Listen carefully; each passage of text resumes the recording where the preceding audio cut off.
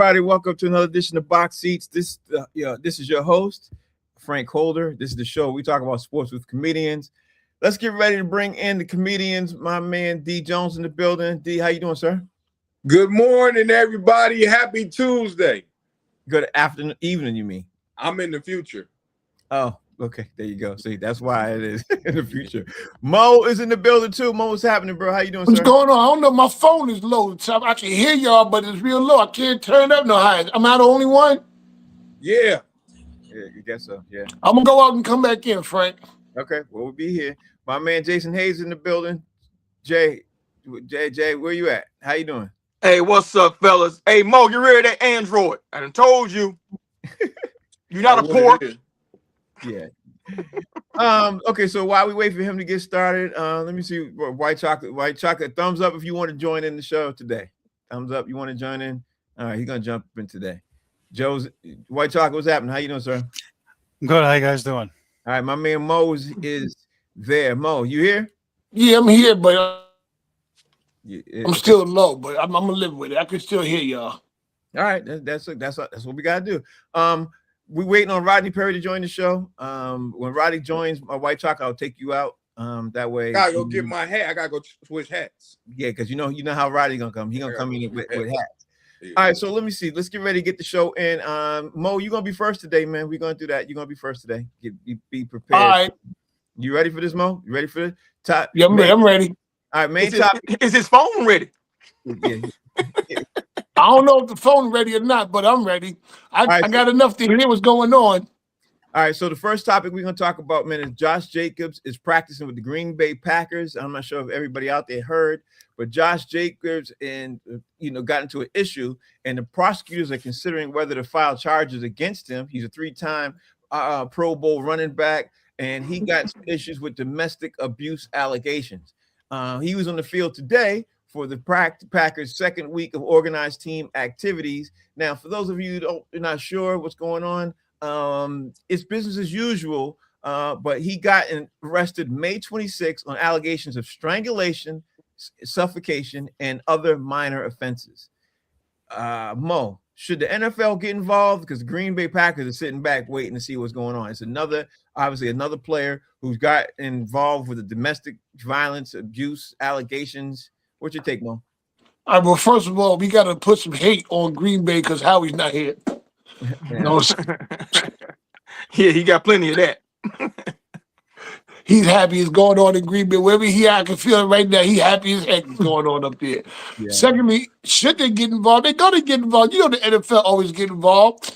You know what I'm saying? My New Year's resolution was to stop choking hoes because people get involved. When you start choking hoes, you got to stop choking these hoes. Yeah, you definitely got to stop putting hands on women, man. You got to do that. I'm not going to call them hoes because I don't need the backlash, but I understand what you're saying. Listen, we can't go to Houston. It's a whole... Yeah, you can't do a whole lot of different things. D. Jones, So, hey, at least we ain't choking no hoes. D. Jones, what's your take on these domestic violence allegations with Josh Jacobs? Because he's back on the field with Green Bay and organized team activities. It's the NFL. We get 2 of these a year, so one more gonna pop up. I mean, this is the offseason in NFL.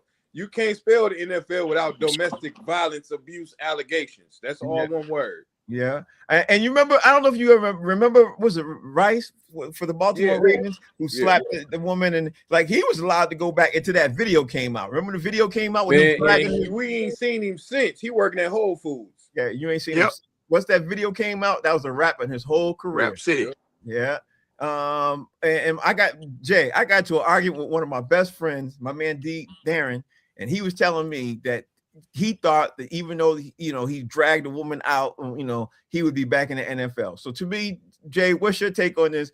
Once a woman is physically hurt on camera, I think your career is over. What's your take, Jay? Well, as long as ain't no tapes out there, he gonna be all right. Right. You know what I mean? So one of the funniest sketches I've seen on SNL in years was a night that Coleman Domingo hosted. And this makes me think about one of the sketches that he did, when he played the FIT fashion instructor. And the woman, he was smoking while doing an interview, a news interview. And reporter said, "You're blowing your smoke in my face." He says, "Your face is in my smoke." Yeah, Bro, that So- episode was so funny, though. That's the funniest joint ever, right, D? That joint was hilarious. But bro, so to me, this is Green Bay. Baby, this is Title Town. They love their Packers. She was choking his hand with her neck.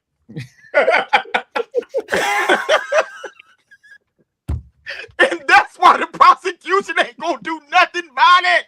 Her neck attacked his hand, bro. That's why they ain't gonna play this out. You heard it here first. Hilarious. White Chocolate, what's your take on this, man? Did Josh Jacobs got back in practice? You think the NFL is going to jump all over this?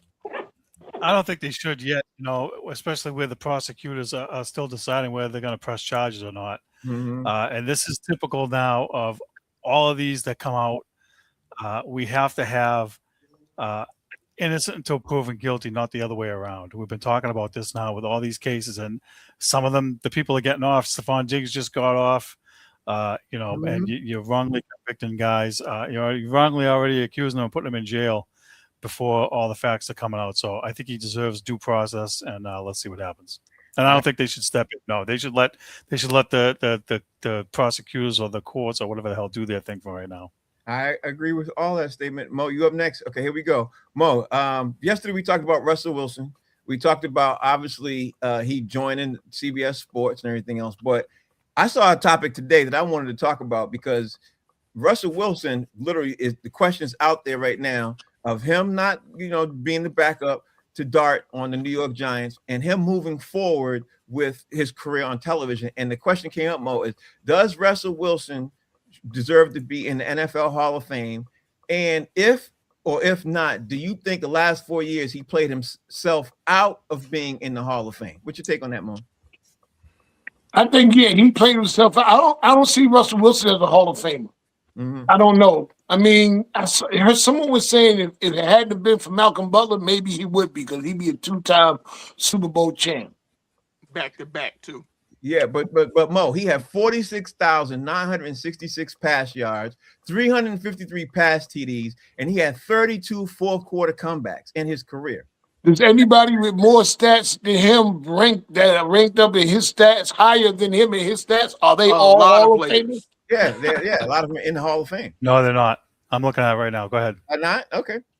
So we'll find out who's not, but I think, he played himself out of it. He probably will make it, but he definitely not a first ballot Hall of Famer. He might have to wait for a few rounds. Well, wait a minute. The question was, are there people who are higher than him in the Hall of Fame? Yes, there obviously are people higher than him in the Hall of Fame. Anybody who's in his same area, are they in the Hall of Fame? That's the question. Nope. No, I don't think so. Yeah, Nope. So maybe I shouldn't have said higher than him. Maybe I phrased it wrong. Something kicked in just a few minutes ago. Yeah, we're gonna talk about that jumping on the show with that stuff kicking in.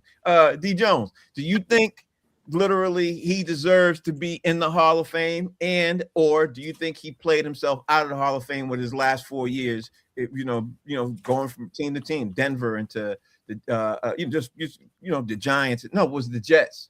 The Giants. Giants. Yeah. So do you think he deserved to be in the Hall of Fame? Well, they ain't put that one bum from the Giants in the Hall of Fame, and he won 2 Super Bowls. So if they ain't put that bum in there, then I don't see this bum getting in there. And he married Sierra, so maybe that'll lift him in the Hall of Fame. That should be consideration because you making babies with Sierra while you were a football player. So maybe, but he won interception from out of the Hall of Fame. Had he not threw that interception, yeah, but do you think the last couple of years he played himself out? Yeah, I do. I think he played terrible the last few years. Yeah, he did. He definitely. Why Eli got to be a bum, huh? Why Eli got to be a bum? I didn't say no names. You know who he was talking about, though. You know who he was talking about because he's the only one that won the Super Bowl last. Broke his heart twice. Jay, what's your take on this, man? What's your take on this this Russell Wilson situation? Do you think Russell Wilson played himself out of the Hall of Fame, and should he be considered for the Hall of Fame? I agree with the sentiment of the cast in that I think he might still get in, but it's gonna take him a long time if he ever gets in. Mainly because he threw that pick and it cost his team a Super Bowl. And then what his career looked like after that. Like he did nothing after that. And he's looking more and more like he was a system quarterback in Seattle who was pretty much protected by the defense and Marshawn Lynch because he couldn't break wind in Denver. Like, he was so bad in Denver that they said, we'll pay 90% of your salary for you to leave and go somewhere else. Yeah, and it was a lot of money too. You know what I'm saying? And they owed him a lot of money. And he didn't do jack in Pittsburgh. He didn't do jack with the Giants. That was Pittsburgh. That was the team I was thinking of, Pittsburgh. You know what I mean? Yeah. So I pulled up, the top 20 all-time leading passers. He's number 16 in terms of passing yards, but Eli Manning has 11,000 more passing yards than him, and he played in New York. It's way more pressure playing here. So looking at him, man, he's on par with Carson Palmer, Vinny Testaverde, Kirk Cousins. You know what I'm saying? Like they all have similar passing yards to him. So I don't and Drew Bledsoe. So are those guys Hall of Famers? No. Drew is. Yeah, I mean you would say that. I'm not Drew Bledsoe. I'm thinking of other Drew. Oh, Drew Brees. Yeah, I'm thinking of other Drew. No, listen, Drew Brees is second with 80,000 yards, only behind Tom Brady. And Drew Brees is going to be in the Hall of Fame if he's not already. I think he is in the Hall of Fame. Isn't he already in? Well, yeah, I mean, if he's not in, he will be shortly. Yeah. All right. So, White Chocolate, what's your take on this? Did Russell Wilson play himself out of the Hall of Fame? Do you think he should be considered for the Hall of Fame from what he did with his run with Seattle, or what's your take? Listen, he could be considered a Hall of Famer, at least for the 10 years he was in Seattle. And I agree with the other points you guys were making about how poorly he played in Denver and with the Giants. Listen, there's guys ahead of him like Eli Manning, Phillip Rivers, and Matt Ryan. And so my question is, is he better than Matt Ryan? Probably. Is he better than Phillip Rivers? Yeah. Phillip Rivers was going to go this year if he didn't play. If he didn't go back and play for the Colts, he would have went. They all said but that. He didn't win. He didn't win a Super Bowl or nothing. So to me, Russell Wilson's ahead of him. But Phillip Rivers has almost 20,000 more passing yards than Russell Wilson. It's a whole other career. Yeah. That's another whole argument. We're not he has 64,000 yards. Yeah, because his team was behind. They had to put up 400 yards a game. That's why. Yeah. See, you're going into unknown territory. Don't. All right. So listen, I think he's on the cusp. Maybe there's a few guys that have to get in before him, but he's got 32 comebacks.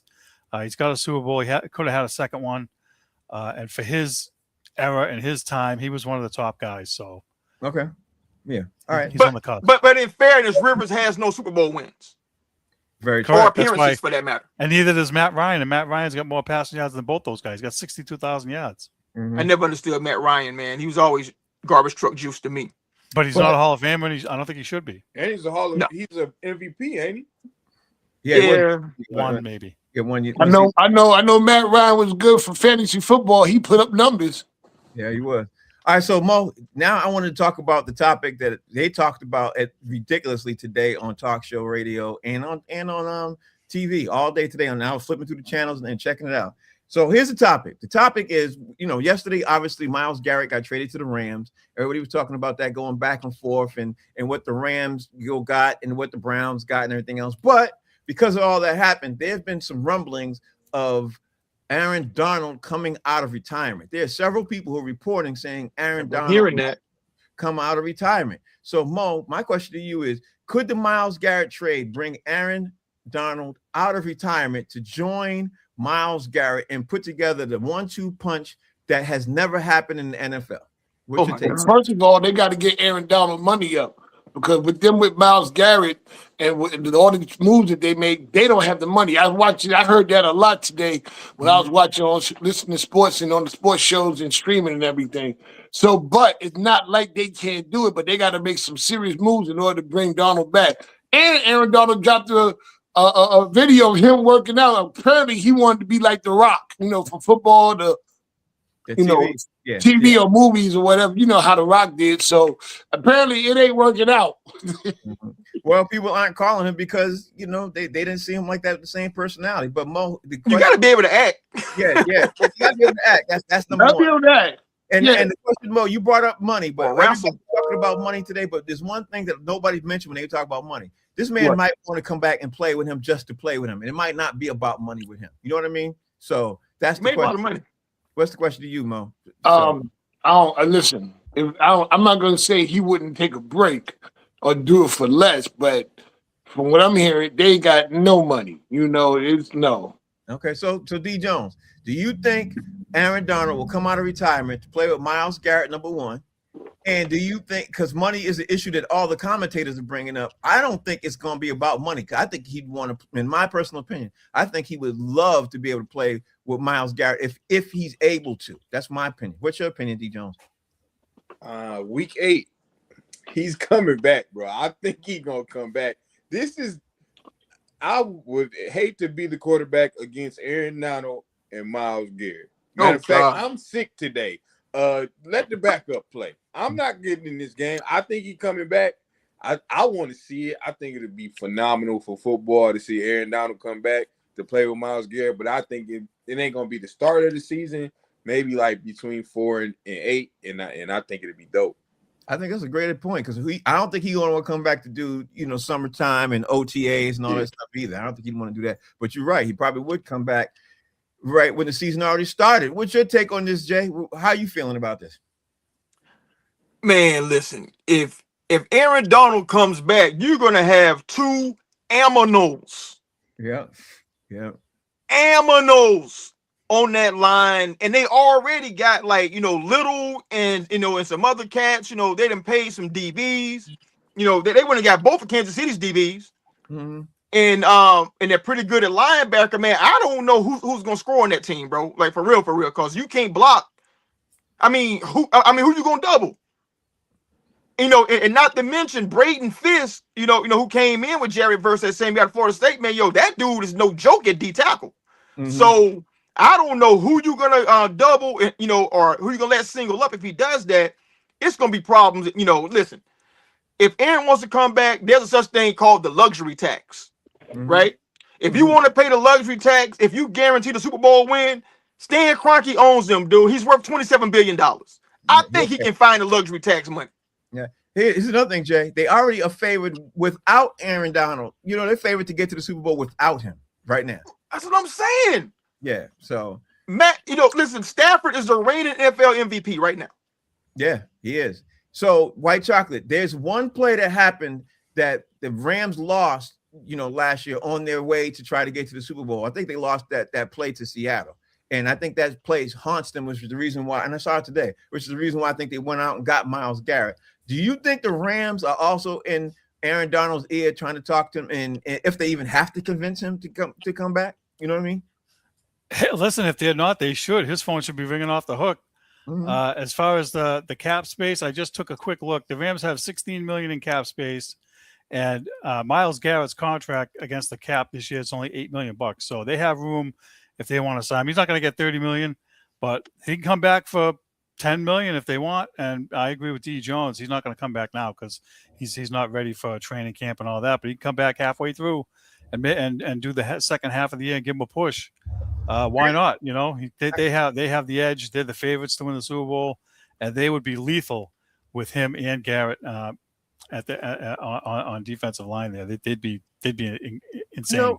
Let me ask all of you guys. Anybody could jump in on this. Let me ask all you guys: has anybody in your collective memory? Can you ever even imagine? Because I've been sitting here trying to think of. I can't think of one team that had a 1-2 punch like this. I can't think of a team that had it like this, and I was sitting here racking my brain. Anybody think anything that I'm missing? I got the Jets, Gastineau and Klecko. Yeah, but that's still. I got 2 of my favorite linebackers, Greg Lloyd and Kevin Green for the Steelers. The closest I can think about would probably the 2000 Baltimore team when they had Nada and what was it, T Sizzle? Yeah. You know what I'm saying? Like that defense was lights out. The tackle was nasty. The ends were nasty. The New York Giants, Lawrence Taylor, Carl Banks. Yeah, that might be the closest. Yeah, that might be the closest. But again, you know what the funny thing is? We're saying closest, but nobody's in that neighborhood. Is the reason why I'm bringing it up. I don't think anybody's in that neighborhood. What about? Let me throw this out there. What about the Eagles a couple of years ago when they had Milton Williams and what's the other guy that left? Those 2 guys were sick. that year. They were not this level though. Oh, Yeah, no. yeah, Not those guys. level, but 23 if you- sacks and Aaron Donald with what he did for 10 years. Yeah, Ew. yeah, honestly, I'm hoping it happens because I would love to see it. And I I wanna send see y'all it. I send y'all my high school highlights. yeah, high school. Mixing that Gatorade on the sideline. I know you was cold with it, D. Yeah, you sure you was cold with it. Mix that Yeah. Gatorade. All right, so let's keep the show rolling, man. We talked about obviously what could happen with that, but Mo, I'm not sure if you saw this too, but the Seahawks and outside linebacker Derek Hill agreed Tuesday to a 3-year, $42 million extension that includes $21 million guaranteed, and it looks like the Seahawks are getting it together so they can bring their people back. So Mhm. the Seahawks, they got a formidable defense still. They ain't lose too many pieces, and then they extended Hall. They're comfortable now. You know what I mean? I think they're comfortable, but they still might be outshined by what's going on with the Rams. But right now, the Seattle looks I'm about to say. they still look pretty good. What's your take, Mo? Yeah, just like you took it right from me. And they still got to contest with the Rams no matter what. And what the Rams are doing is on some next level stuff right now. I mean, you talk about Devontae Adams, not just Myles Garrett. Devontae Adams, Myles Garrett. Come on, man. They loading up. Stafford at the quarter, they loading up. They getting ready for this 1 year. They are getting ready. And whoever got it, they got to come up against them. And the Rams are pissed. They're like, just like you said, we was one play away. Yeah. The funny thing is, D. Jones, the Rams were one play away last year. They were one play away maybe 2 years because they should have beat Philly with the snowstorm. I think they felt they could have been in the Super Bowl those 2 years themselves too. You know what I mean? So I think they're trying to do that. Yeah. And I think that's the reason why Seahawks move forward with Derek Hill getting his extension because they want to make sure they're still formidable. How are you feeling about Seahawks sign Derek Hall to this extension, D. Jones? Seahawks been making some great moves. They just won the Super Bowl because they've been making some phenomenal moves. They got one of the best receivers in the game. Who would have thought the little ginger dude would win the Super Bowl? But they signed in the wrong position. They gonna need some people on that line. Right. Like this linebackers. Good luck. He can't play offensive lineman. That's what they need. Yeah. I don't even know how you defeat. Well, I don't want to keep going back and forth with that. I don't know how you disrupt that. I just don't see how you do it. I don't see it. Yeah, I don't see how you do it. Jay, what's your take on the Seahawks signing Derek Hall to an extension?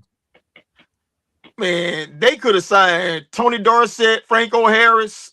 You know what I'm saying? Emmett, Barry Sanders. It ain't gonna matter because Myles Garrett and if Aaron Donald come back, every move they made is negated because there's no way that if they get behind, especially the way the Rams play ball, they can score because Puka and them ain't no joke out there. Right. If they're playing behind against the Rams, we might see, as D. Jones says, the ginger die on the field, bro. Because they ready to block them boys, man. Not for a whole game. He gonna take some shots. Jay, I want to throw this out there. I don't think that the Rams are going to be playing from behind in any game this season. I don't either. With any game, I think they're going to be ahead. And if they're ahead, if they're ahead in all these games, you know what's going to happen? They're going to turn their ears back, bro. Yeah, turn their ears back. They could go. Let's let them go. That's why I was like, yeah, it's going to be an ugly football season for these dudes, for everybody else. Steve, how are you looking at this with the Seahawks signing Derek Hall to an extension? And I say this is a special question for you, Steve. Do you think that this rush, the signing of Derek Hall, was expedited because of what the Rams did with obviously with this trade yesterday? Do you think that happened? I would say yes and yes. I mean, especially when you're trying to keep your own guys and keep your defense together for longer than 1 year or just a like a fluke season. So he's a core piece, and they have to keep as many of those guys as they can. Their defense is still going to be good. But, to everybody's point, offensively, they're going to be hurting, not just because their offensive line needs a little bit of improvement, but they lost their best running back. Oh, word. That's right. That's going to be huge for them because now they don't have a thumper to combat, short yardage or whatever. I mean, that you can't lose a guy like that and then face the gauntlet of Myles Garrett and Aaron Donald. So and San Francisco. And San Francisco too. They have in their own division. Yeah. So it's gonna be tough for them. It's gonna be tough for them to repeat. Man, I know a lot of people are scared if Aaron Donald comes. I know everybody in the NFC is shaking in their boots right now. So I know they're doing that. Mo, we got to talk about AJ Brown. He made his debut today in the New England Patriots uniform and everything else, and he ended up saying, obviously, I know this ain't heaven, but it's close to it. He said that after 24 hours after the Patriots acquired him from Philadelphia Eagles for a 2028 first-round pick and a 2027 fifth-round pick. As he was leaving practice and everything else, he quote-unquote said, I was just talking to my mom and saying, I'm still in awe. Brown said shortly after practice, walking up the hill in uniform, he was like, man, this is real. I caught myself at one point in practice. I wasn't paying attention because I was like, dang, just trying to take it all in as much as I can. AJ Brown to the Patriots, I think this is just my opinion, Mo. I think that AJ Brown was forcing his way out to force this move ever since last season. I think that's what he was doing. What's your take on this and his comments today, leaving the Patriots practice? Well, it's funny because they just called me to come back to Cook there too because of the World Cup.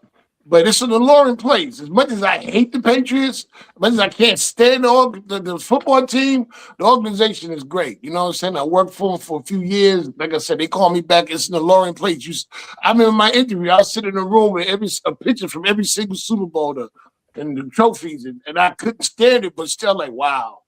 It's dope. If you're a football fan, you admire football, but forcing his way out, forcing his way out to the Patriots, I don't know about that.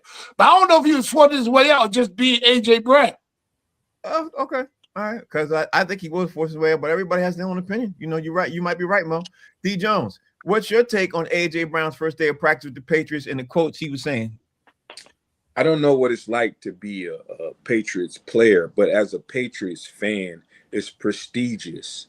It's very, very elegant and everything nice about being a Patriots fan. I can just imagine how glorious it is to walk on that field, on that practice field, to walk in the building, to see the statue of Tom Brady and all of the championship banners that Jacksonville don't have any of those. You know what I'm saying? And it's just probably a beautiful, beautiful place. And you just heard Mo say he loved working there. It was his best job he ever had. I ain't say all that. I ain't say all that. First of all, Patriots. You ain't saying nothing about his comment. What about his comments? You talking about employee of the Patriots?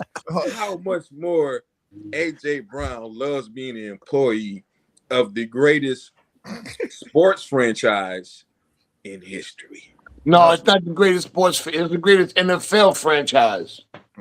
This is debatable. Well, my franchise got 27. We're not talking about that. Jay, what's your take on what AJ Brown said? He grew up a Patriots fan. He's got pictures. He did all that post and everything else. It was, monumental for him to eventually end up playing for the Patriots. He expressed that today. You can see his glee, everything else. What's your take on AJ Brown's first day of practice with the Patriots after that? And you didn't even get a chance to even comment on it yesterday's show because you weren't here. So give me your comments on AJ Brown being traded and what's your take on his, obviously his comments coming in today after the first day of practice because within 24 hours, he's on the field. My official position is I don't give a piss about the Patriots or AJ Brown. My second official statement is I want all the bad things in life to happen to AJ Brown and the Patriots. Mm-hmm. I don't believe this, man. You from Mississippi, bro. You wasn't no damn Patriots fan living in Mississippi down in Starkville. You know what I mean? You can say that now, because they're running you some money. You can Photoshop some stuff, I guess. But Jay, he took pictures. He posted of him as a kid. Yeah. I was blown away. I was like, "Weren't you grow up in Mississippi?" Mm-hmm. Yeah. But he did. Yeah. I mean, there's delusional people all over the world. We even got one on this show. But listen, man, I equate black Mississippians as Patriots fans as a black MAGA person. You know what I mean? That's what it takes, bro. I mean, he looked at all them slow ass white wide receivers and them drunken Bostonians, cheering for the Patriots. You know what? That's my team. I identify with that. No, dog. Man, no, bro. I don't buy it, bro. I mean, listen, I hope, and I really hope this. I hope he has the worst season he's ever had in his NFL career. Okay. All right. I do. This I is do, hate. man, because Philly was good to that boy, man. You know, they was good to him, and now he done forced his way out. And then, he get to the Patriots, who just a Super Bowl last year, so he think it's, it's double sweet. And now he talking all bad about the people that took care of me. I don't like dudes like that, man. Okay, so Steve. Hey, Frank. Hey, Frank. Yes. Let's make NFL great again. Oh, Wow. Wow.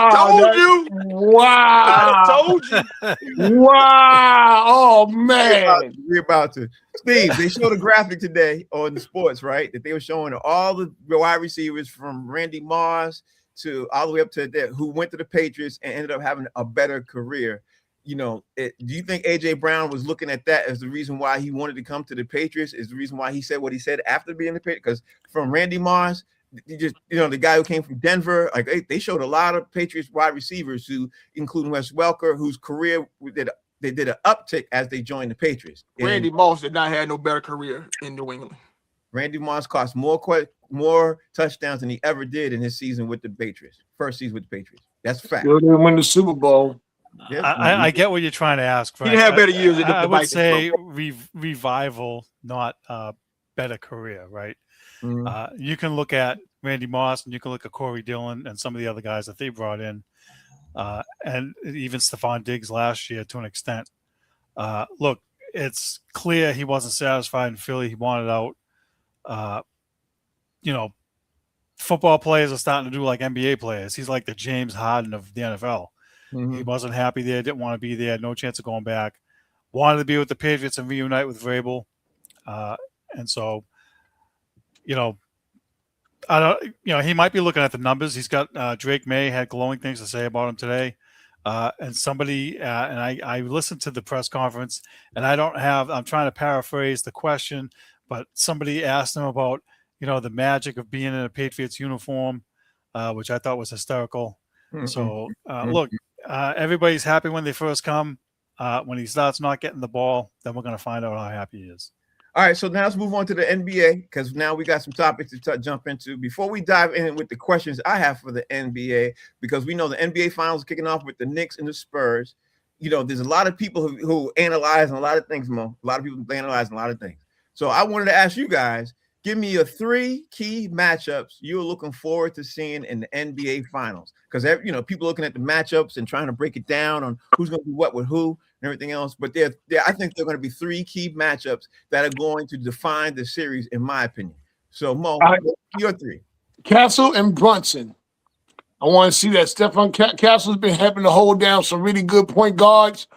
And Brunson is smaller, but Brunson got the footwork of a wizard. I can't even explain his footwork. It's ridiculous. Okay, I'm looking for that right there. OG Anunoby and Wemby. Mm-hmm. Mm-hmm. So Wemby, because OG gonna get Wemby, he's gonna pull that ticket eventually sometime. You know what I'm saying? I want to see if he's gonna be able to disrupt his play along with Mikal Bridges, both of them on Wemby when they gotta pull that card or in transition. And the last thing I really want to see, the New York Knicks bench versus the Spurs bench. No championship team wins without a good bench. If your bench ain't scoring or playing defense, you ain't winning. Okay, so that brings me to you, D. Jones. D. Jones, give me your 3 key matchups you're looking forward to seeing in the NBA Finals. Well, I got an honorable mention, and that's the coaches. I want to see the adjustments from the coaches. I think that's my honorable mention. Number 3 is definitely Castle and Brunson. I think they're gonna put him on OG or him on Brunson, but how Castle defends Brunson is gonna be huge of how many points Brunson gonna get. Number 2, the Knicks centers versus or whoever checking Wemby, because you can put a small forward on Wemby. We seen that he's so frail, but Mitchell, Big, Zesty, OG, and how they check Wemby. And number 1, D. Jones versus FanDuel, okay? That's the biggest matchup that we're gonna have. Is me versus FanDuel. The views expressed by D. Jones. I Yes. thought D. Jones quit gambling, so that's Word. going to be a problem. Hey man, it's been a few days. I've been Man, clean. don't bet on the Knicks, man. Don't bet on the Knicks, please. I've been clean. I've been clean. Hilarious. All right, Jay. So give me name your 3 key matchups you're looking forward to seeing in the NBA Finals, because there's actually more than that. But give me your 3 key ones that you think will be the deciding factor in the finals. To me, the key to the series is going to be Brunson against Castle for sure. And, for the reasons that I've seen Castle play, man, I mean, like Castle, he's fierce, man. He's a dog, but he can be overzealous and commit stupid fouls. And Brunson is expert at getting fouls, bro. So I'm wondering if he can stay in the game long enough to even be a factor in the series guarding Brunson. Number 2, I want to see if the rookie, Ron Harper's son, can slow Brunson down when Castle's on the bench in foul trouble. Mm-hmm. Because if Brunson is allowed to go out and get like 28 to 30 a night, the Spurs gonna have problems. Because and the problem's gonna happen because the number one matchup is Cat versus Wemby. Right. And this is the reason why I don't understand people saying that they think that the Knicks have no shot. I'm like, no, bro. If you watch what the Spurs look like every time Wemby went off the floor, Mm-hmm. They were Then- horrible. then you got to be concerned because there's no rim protection without him on the floor. And the great kryptonite to me that the Knicks have is, as D. Jones says, Big Zesty. Mm-hmm. Because Big Zesty can shoot that 3, man. Mm-hmm. So either Wemby is going to have to vacate the paint to go out there and match up with Cat, or they got to put somebody smaller on Cat who Cat just going to abuse, like in the mid-range, and in the post or whatever. Or it's going to be an interesting matchup to me, because if a Wemby doesn't leave the paint to go chase Cat at the 3-point line, Cat going to go 15 for 20 from 3. You know what I'm saying? Like, he gonna get 45 a night just shooting 3s. So Wemby gonna have to leave that paint a little bit, man. Mm-hmm. So that leaves me with you, Steve. Give me your 3 key matchups you're looking forward to seeing in the NBA Finals, because there's a handful of them out there. There's a handful of them, but give me your 3. All right, so I apologize because I can't break it down the way you guys can. Most of mine are mimics of what you guys already said. I think D. Jones hit on it, the coaching matchup. What kind of lessons can Mike Brown take from, being let go in his previous spots? Can he adjust and lead these guys to the title? The obvious Wemby versus Cat. And listen, I know there's a height difference, but if you look at what Joel Embiid did to Neemias Queta, he's got probably 40 or 50 pounds on him. They should push the ball inside and push him back and use your frame. Mm-hmm. And get some easy buckets if you can, or kick it out or whatever.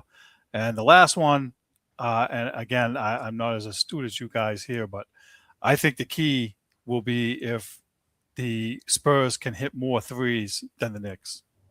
Okay, so that's a key. That's a key for them. I'm gonna just say, in my opinion, I think that the biggest key of the matchup is gonna be the guard play. You know what I mean? I think that's gonna be the deciding factor of how the series goes one way or the other. And if the Knicks are bottled up with what San Antonio does, then there's gonna be a problem. Breaking news: the Falcons signing Drake London to a 4-year, $14 million contract. We're jumping. He that. deserves it. Yeah, But Frank, really quick, an honorable mention for me is gonna be OG Anunoby. Yes. Like, the Spurs are long, but they lighten ass. Yes. And OG, he's big and he's physical. And so if Wemby is not in that paint to like deter everything, OG might go out there and just abuse them boys, man. You know what nobody's talking about either? Nobody's talking about either is that Mike Brown used to coach on the Spurs. Like, Mike Brown knows all. He started out with Pop. Yeah. He knows all the ins and outs, and he was there with a lot of the guys who were there. Are still there. He knows. Was he there? I don't think he was there with this team. Not all. No. With Popovich though. Oh yeah. Like, he knows the in and outs. He knows how they coach. Like, they haven't changed their style of coaching in 30 years. You know what I mean? Like, right.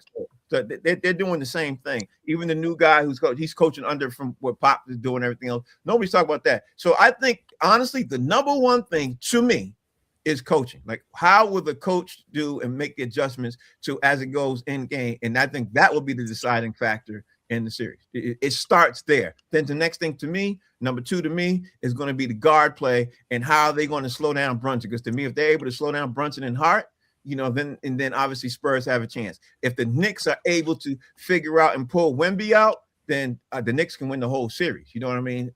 If Wemby gets in foul trouble, the Knicks can win the series. So I think those are the deciding factors on how to play. But again, I said it yesterday, and I'll say it again for the record, so people can't say I didn't say it because I'm such a hater, even though I am a hater, that this is the best chance that the Knicks have to win the NBA championship I've seen in my entire life of existence.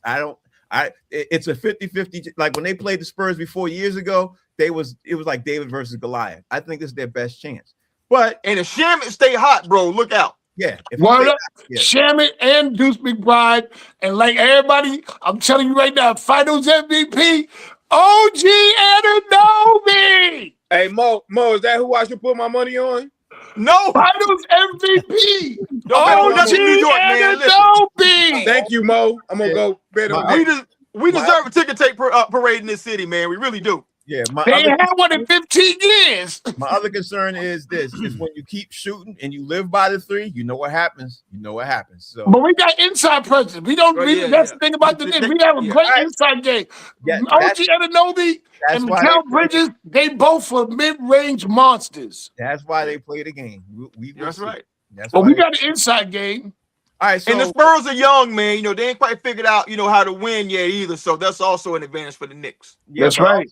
But the NBA definitely wants the man Wemby to be the face of the league. So I think the NBA is pulling for the San Antonio Spurs. I mean, we can go back and forth with this all day. So like I said yesterday, in my opinion, I would love it for the Knicks to win, even though I hate the Knicks, versus what's going to happen if San Antonio wins. Oh my God, you guys be prepared for all the stuff that's getting ready to happen, which we are not going to like to see. So anyway, speaking of the NBA, speaking of the NBA, I don't know if you guys got a chance to see this. The Canadian men's basketball team on Monday announced a group of players who are going to be playing in the next upcoming tournaments and stuff like that. SGA is definitely one of them. But here, let me say this to you, Mo. Let's see. They're preparing for the 2027 FIBA World Cup and 2028 Summer Olympics. Qualifiers for the World Cup begin next month, with Canada set to face Puerto Rico and Jamaica and Ontario. Now, here are the players. We got SGA, who's going to be playing along with his Thunder teammate Lou Dort, RJ Barrett from the Raptors, Dylan Brooks, Benedict Mathurin from the Clippers, Nickeil Alexander-Walker from the Hawks. And here's the reason why I wanted to bring it up. Jamal Murray's not playing, and Miami Heat forward Andrew Wiggins, who are not playing this next go-around and not playing in the World Cup and the FIBA World Cup. Mo, what's your take on Canada? Because honestly, Mo, I'm going to tell you this right now. Honestly, I was thinking Canada was going to be the one that's going to win the next go-around because of all the NBA players they got right now. I was thinking that's what's going to make, you know what I mean? Maybe that's why Wiggins ain't. What's Wiggins and who's the other one? Murray? No, what's the other one you said? Jamal Murray. Maybe that's why they ain't playing. I don't know. And they get a little bit older. They let them young kids go out there and do that. I need a vacation because a lot of athletes talk about when they got played. I remember once they were talking about LeBron, like how much basketball he played over a few certain amount of years, like finals, playoffs, Olympics. It was like 4 straight years of basketball. So some of them cats want to break. Yeah, some of them do want to play. Yeah. Oh man, damn! I skipped the question. I wanted to ask this question before we jump into. Let's go to the question I wanted to ask. So, Mo, I'm gonna circle back to you. I'm sorry, guys. I'm gonna jump into that question back again in a second. The question I wanted to ask is: Anthony Davis has been talked about in Boston. He's been talked about in Washington. And the thing is this: Anthony Davis wants out of Washington. I did a Pelican brief, and I call it Pelican brief because that's what Rodney Perry stuck on me, and I loved it. My Pelican brief is Anthony Davis wants out. I see him landing in OKC. Honestly, I really see him landing in OKC. The second team I see him going to is Boston, because Boston really wants to get a center too, really, really badly. Where do you see him going, Mo? Because Anthony Davis wants out, and the way he's pressing Washington, I don't think he's going to be in a Washington uniform when the season turns around. What's your take, Mo? Where do you think he's going to land at the beginning of the season? He's going to land on the bench. He's going to get hurt.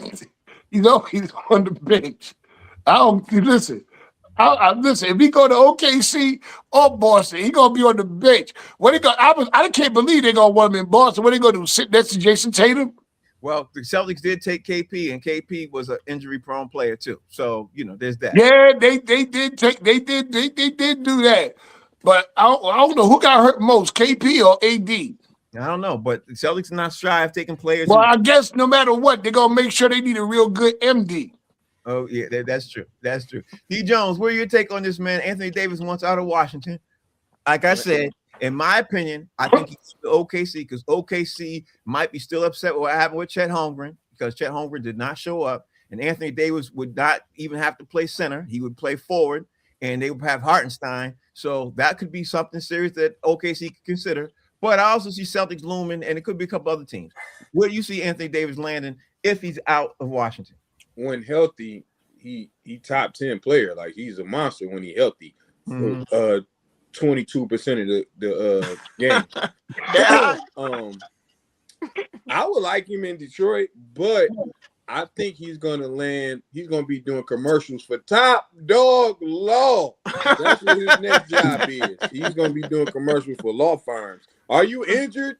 Do you need compensation? Call Top Dog. Workman comp. Yeah, he's gonna be doing commercials for compensation. That's what what team you don't see him on OKC? You don't see him? Where you see him at? OKC makes a lot of sense because they already got a big, and like I said, Detroit could have used him, but he's just so hurt, man. But Washington's building a nice little squad. Like I just think he's at the end of his career. He wants to win another chip. Yeah. So it could be he definitely ain't going back to LeBron after he traded him. So yeah. OKC makes sense. Okay, so Jay, where you see him landing? Because Anthony Davis wants out.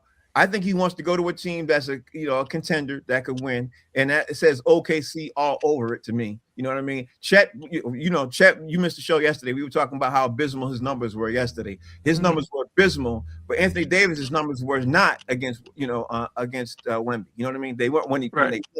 So to me, that makes the most sense. You know what I mean? But to you, where do you see him landing? And what's your thoughts? Well, he's gonna 100% land in an MRI machine somewhere. That's true. We know that's gonna happen. Now, what city that's gonna be in? So now you said he where? Who's he playing for right now? Washington. Okay. Yeah. He would literally rather go anywhere but Washington. This includes Utah and Sacramento. Mm-hmm. You know what I'm saying? Because he'd rather. Well, now I don't know about Sacramento. Maybe Washington's better than Sacramento. But let me just interrupt and say this, Jay. Washington needs picks to turn their things around. You know what I mean? OKC has a lot of picks. It makes the most sense to me. But they got the first pick, right? Yeah, they do. And that's why I'm saying I think it makes sense because not only do they have the first pick, they can ship Anthony Davis out and then get more picks. You know what I mean? That's why I'm going with that. But anyway, go ahead, Jay. I'm sorry. Yeah.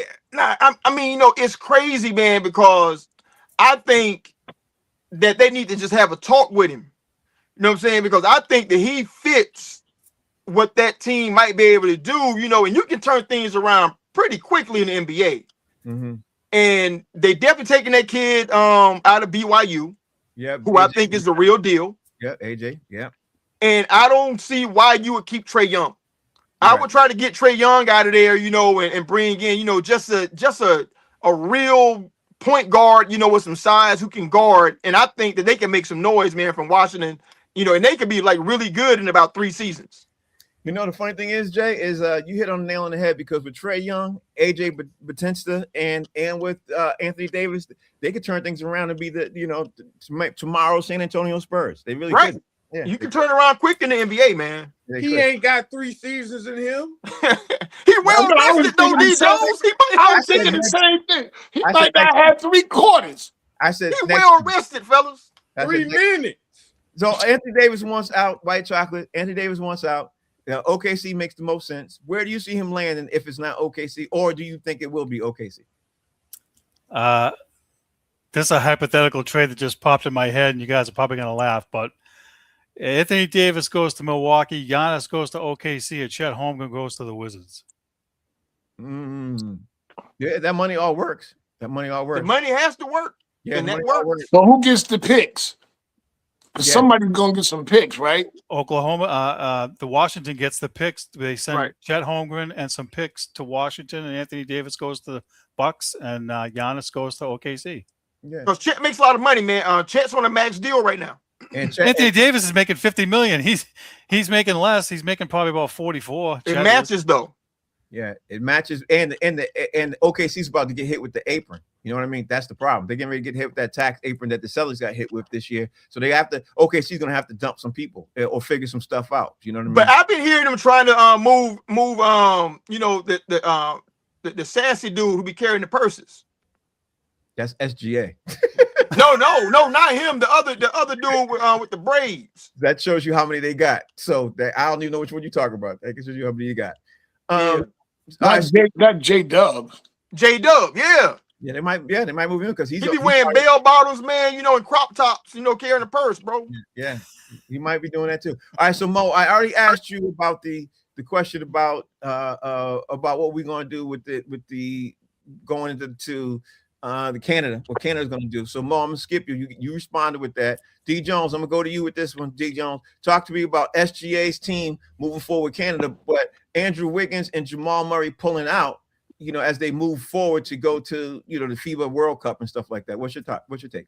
I don't care about Wiggins. Jamal can ball. Wiggins, he's just an extra body. He ain't starting. Mhm. But Jamal and SGA, that's a great combination that they're gonna be missing. Maybe he's gonna teach them how the art of flopping and foul baiting, and we'll see how FIBA does with that. You know what I'm saying? But it could be next season all the Canadians start flopping. Maybe or maybe not. But Jay, I'll say this to you, Jay. I literally had Canada up there as the team that's going to knock off the U.S. I really think they were going to be the team. If it wasn't going to be them, it might be Spain. I think or France. I had them in it. But either way, they were in the top Final Four. I think pulling out Jamal Murray out and Andrew Wiggins out now lowers their chances of getting a goal, and competing. What's your take on this, Jay? How you feel? I mean, anytime your starting lineup is relying on R.J. Barrett and Dylan Brooks, you already in trouble. Yeah. Mm-hmm. You know what I mean? So once you remove Jamal Murray specifically, and then Andrew Wiggins, he's a really good defender. I'll give him that. Then I don't think you have like any real chance to make any noise. You know what I'm saying? Like as good as Shea is, he's the only one that's like a legitimate bucket getter outside of Murray. So if you ain't got Murray, all you got is Shea, I don't know how they make real noise like that. I don't either. RJ Barrett get hot. Man, that's why the Knicks shipped his ass back to Toronto, bro. No, I know we got OG We Anunoby. already saw what he was, bro. Like, get out of here, man. White Chocolate, what's your take on what we were talking about? What's your thoughts? Let me ask you something because I don't know. Did Jamal Murray and Wiggins, did they play in the last Olympics for Team Yes. Canada? They did. Yes. Yeah. And you guys mentioned that, they're a little bit older. They got miles on them. Maybe they just need a break. And maybe they feel that, playing into August or whatever it is, and then having the regular season stop right back up is too much for them. That's very. And it's not the Olympics, though. You know what I'm saying? Like, this is the FIBA thing. So they're like, I'll play for the Olympics, but not FIBA. Yeah. There's that process. But too. it's leading up to that. So it's just wear and tear. Maybe they don't want. Right. Yeah. I think it has a lot to do with it. All right, And let me nobody cares who wins. Yeah, not the FIBA Cup. No. Let me see where we are with this. Let me see. I did that. Okay. I'm gonna have to go back to the football. Yeah, I'm gonna have to go back to football because at the end of the day, I didn't get to talk about this. So Chargers made safety Derwin James the league's highest paid safety. Mo, the Los Angeles Chargers remain fully committed to safety Derwin James after making him the league's highest paid. The two sides agreed on a 3-year, $75.6 million extension. The reason why I wanted to bring this up, Mo, is because I think the Chargers are spending money somewhere where they don't need to spend them. Yeah, you do need a safety. Everything else, you do need that. You need Derwin. Yeah, and you do need Derwin and everything else. But I think they should do a couple of different things because I think the Chargers are still far away from being a contender. But what's your take on this, Mo? What you thought about the Chargers making Derwin the highest paid safety in the NFL? Well, I ain't gonna sit here and act like I know about the Chargers. I know the Chargers had a mean defense going into the season anyway. And you got to solidify what you already have. I mean, granted, they may have to work in other areas, but don't be losing in your key areas while you trying to fix something else. It's 6 in one hand, half a dozen in the other. You know what they got them kind of far. So keep what you got at least. The devil you don't know is better than the devil you don't know. Okay, you just said the same thing. But the devil you don't. I know what you're trying to say. D. Jones, We got it.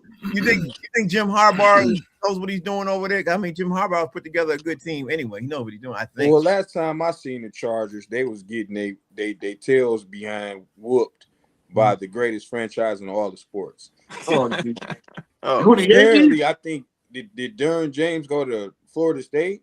yes, he did. Yeah, and the only Florida State person I respect is Dion. Like, so who cares if he went to Florida State? Because they only produced Deion Sanders. I wouldn't have gave him piss. He ain't won nothing. He ain't never gonna win nothing unless he come to the Patriots. And we're taking. Okay. So Jay, what's your take on this? With the Chargers making him and setting up this, they basically set the market with him. What's your take? You got to pay Derwin James, man. I mean, think about it. He's really a strong safety, free safety, and he plays like a linebacker. Like he has he gets like a bunch of sacks every season. You know what I'm saying? Like last year he had 4.5 sacks. From the safety position. So a dude that big, that physical, he can cover tight ends, he can cover wide receivers, and he can get in the box and thump running backs. You pay that man. Mm-hmm. You know what I'm saying? And that's why that's why they gave it to him. Trust me, the NFL ain't giving money away for free. That's right. 100%. That man worth more than what they paying. Steve, what's your take? He's a key piece to their defense, and you got to lock those guys up for as long as you can. I'll just use Lawyer Malloy. I know he wasn't always an all-pro safety, but that was a guy that played in the box. He thumped He's a people. real good comp. Yeah. And, up until Belichick let him go, he was still playing at a high level, and you can't afford to lose those kind of guys when you're trying to build championship teams. I think it's a smart move for them to pay him. He still played at a high level when he was playing for Buffalo, too. He did. More than Lawyer Malloy. He was playing phenomenal. Lights out. For I think it was 2 seasons with Buffalo. He was phenomenal. Yeah. So, all right. So, I'm looking at the time, and it looks like it's almost time for us to roll up out of here. Howie Bell didn't join us today. Rodney Perry, I guess, wasn't able to join us either. So, Mo, tell me what you got going on this weekend, how we can follow you, and what's going on in your world. Always follow me, MOE_comic. I'll be at the Daddy and Me event this Saturday, hanging out, doing my thing, selling my wares, hosting, and that's what I got going on. It's going to be in Hyde Park, Massachusetts. I'll have the address for you tomorrow. Right now, I can't find it. Is there a flyer and stuff like that you want to send us? Yeah, I'll put it in the link. D. Jones, tell everybody out there how we could follow you. What's going on in your world? 313 D Jones on Instagram and Damian Jones on Facebook. I've been working out, getting ready to face FanDuel this week. So just been in the gym, you know what I'm saying, and I'm getting ready to prepare.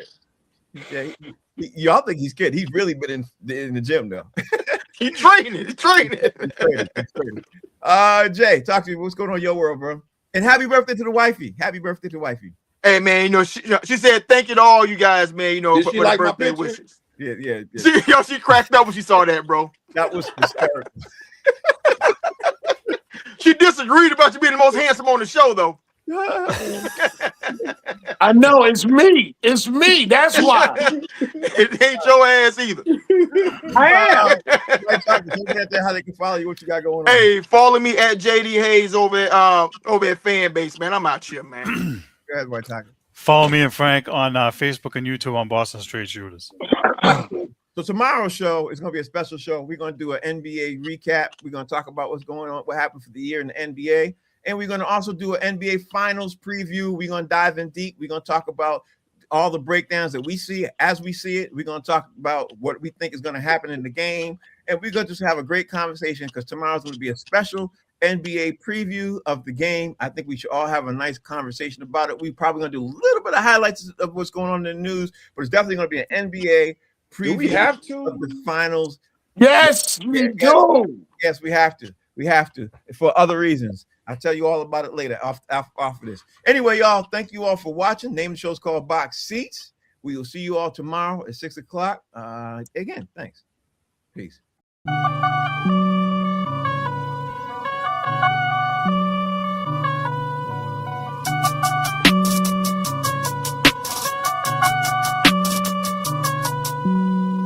Hey, what you need?